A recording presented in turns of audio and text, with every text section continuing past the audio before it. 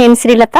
మనము ఈ చిన్న టబ్స్ లో మెంతికూర వేసుకున్నాం అనుకోండి, చాలా ఫాస్ట్ గా వస్తుంది, చక్కగా మనకి ఇంటికి సరిపడా వస్తుంది. ఇట్లాంటివి ఒక 4-5 టబ్బులు రెడీ చేసుకుని మనం గనక మెంతికూర వేసుకుంటే చాలా బాగుంటుంది. ఇందులో సాయిల్ మిక్స్ వచ్చి మామూలు మట్టి, అలాగే బాగా మాగిన ఎండిన పశువుల ఎరువు మాత్రమే ఉందండి ఇందులో. ఆల్రెడీ ఇంతకు ముందు స్టార్టింగ్ లో మనం వేసిన కుక్కపిట్టే, ఇప్పుడైతే ఏం వేయలేదు. ఇప్పుడైతే మెంతులు చల్లేస్తాను రండి.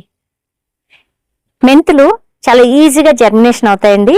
చూడండి, ఇలా ఒత్తుగా చల్లేసుకోవాలన్నమాట. కొంచెం ఈ టబ్బు నిండా ఫుల్ గా చల్లుకోవాలి, మంచిగా వస్తాయి. అప్పుడు పడిపోకుండా వస్తాయి అన్నమాట.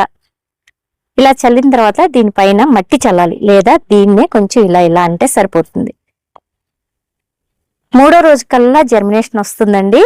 చక్కగా 3వ రోజుకి మనకి మొలక స్టార్ట్ అయిపోతుంది. మనం 9వ రోజు నుంచి ఇంకా మనం కోసేసుకోవచ్చు అనమాట. కూరల్లో వాడేసుకోవచ్చు.